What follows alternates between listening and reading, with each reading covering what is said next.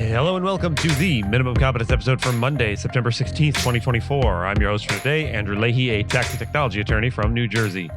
On today's episode, we have Meagan Garland's lawsuit against Duane Morris, TikTok's battle against the U.S. ban, Rupert Murdoch's succession drama, and the Biden administration's Alaska wetlands dispute. Let's remember how beautifully leaves grow, how full of light and color they are in their last days, and read today's legal news. On this day in legal history, September 16, 1974, President Gerald Ford announced a conditional amnesty program for Vietnam War draft evaders and deserters.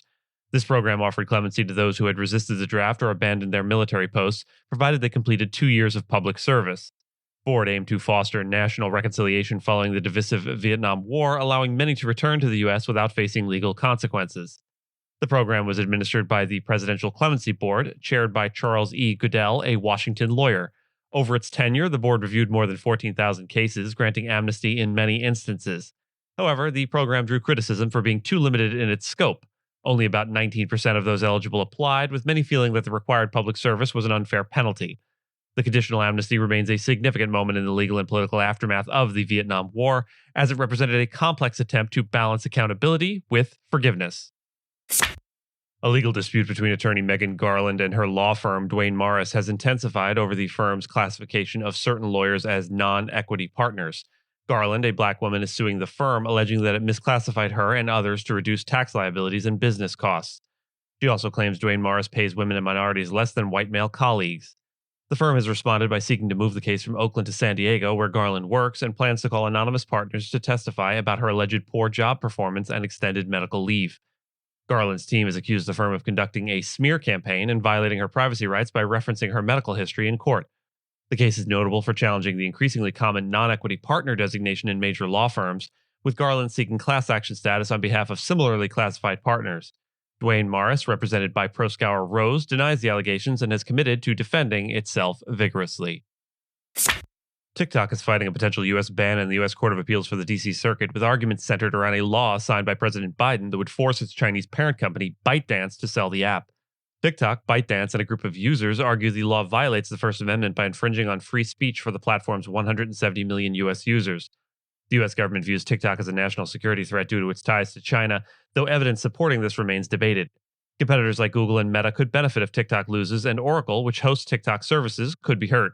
The court is expected to rule by December 6th, with the ban set to take effect on January 19th, unless TikTok prevails or the case advances to the Supreme Court.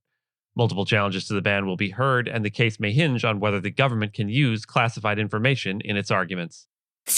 Rupert Murdoch's succession plans for his media empire are being contested in a closed court in Reno, Nevada. The 93-year-old mogul is attempting to modify the family trust, which controls significant stakes in Fox News and News Corp, to ensure that his eldest son, Lachlan Murdoch, maintains control after his death.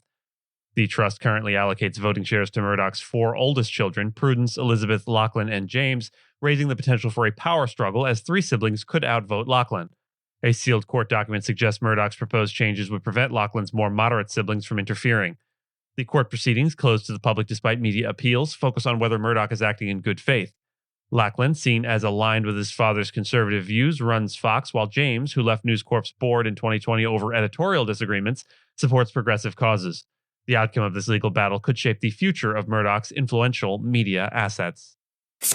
The Biden administration's assertion that it has jurisdiction over most wetlands on Australia's North Slope under the Clean Water Act is sparking legal tensions.